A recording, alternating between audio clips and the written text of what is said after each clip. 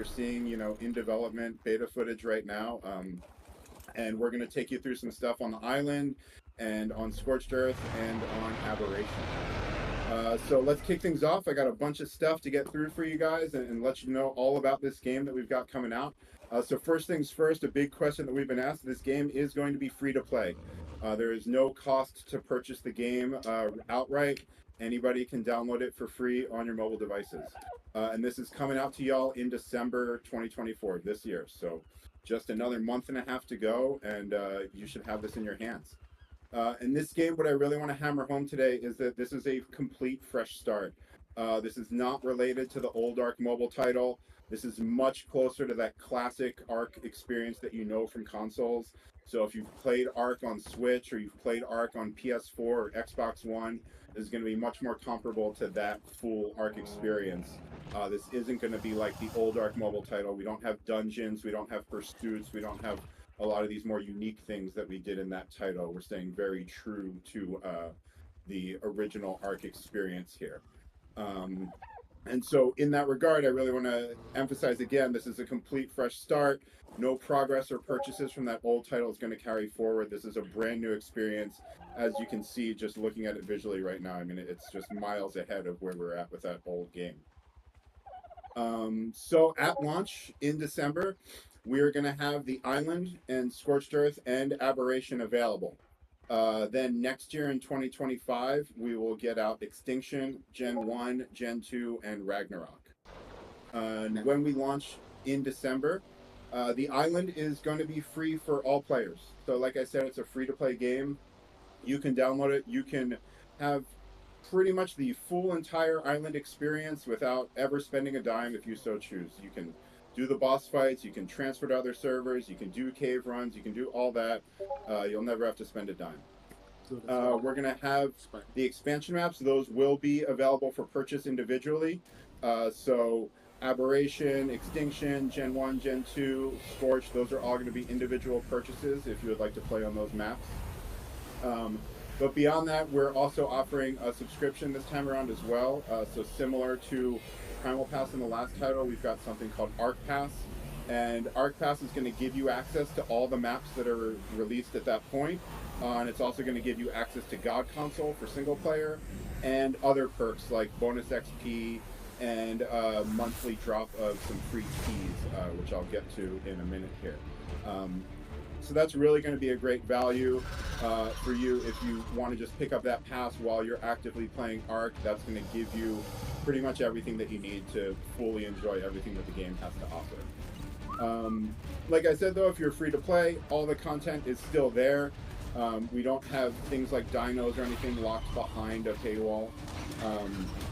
Players are going to be able to use our in-game currency. That's called keys.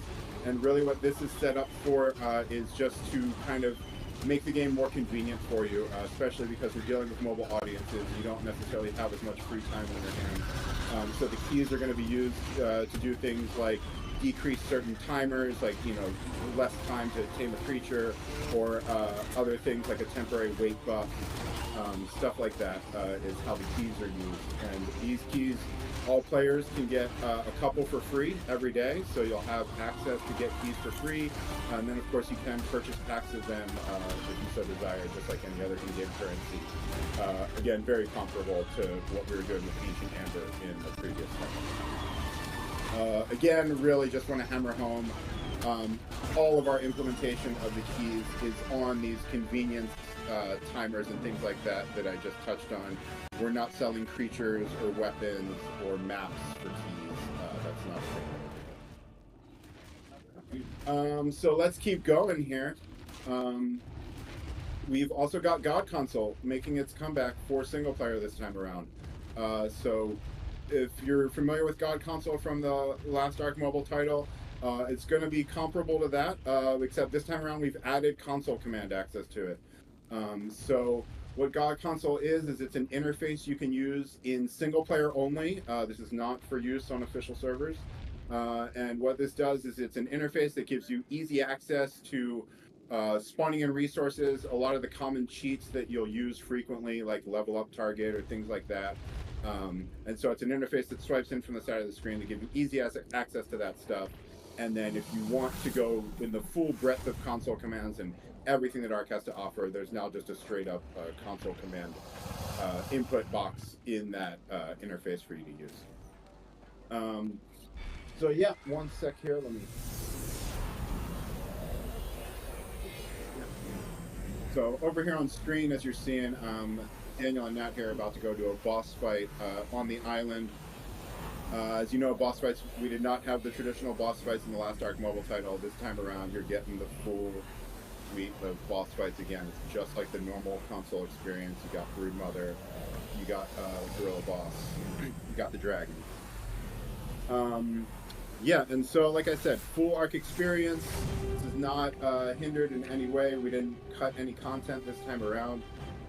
And some things that we've got a little extra is voice chat support. We didn't have that in the last Arc Mobile title, but we've got full voice chat support working this time around. We've also got full controller support. So here I've actually got my setup that I like doing around the office with Xbox controller, a little stand, and then this is a Pixel 8a that runs the game great. But yeah, we got full controller support. You can use just about any Bluetooth controller with standard inputs, should work fine. And then we've also done the virtual cursor implementation. So if you played our version of Arc on Switch, or if you played Survival Ascended on PS5 or Series X, or even PC with a controller connected, you'll know that you can use one of the joysticks to navigate a virtual cursor around the screen when you're managing your inventory and stuff like that. And we've brought that over to this version as well, if you're using a controller with the game. Obviously, if you don't have a controller pad, you're just using touch, then that's irrelevant. Some other things we've done is we brought over some of the cryopod balance changes from ASA into our port here. We liked what some of those changes were. They seemed like a good thing for the PvP community, so we brought those changes over. And then we also may have a fun surprise or two in there for fans of the old Arc Mobile game who did like some of the unique things we did in there. We're going to try and get some fun stuff going in the new title, but I don't want to spoil anything just yet. How's that boss fight going, guys? Going pretty good. Also, so we're going to show you all some. Scorched Earth. Yeah, we're going to switch over to Scorched in just a minute here and show you all some footage of Scorched running on these mobile devices.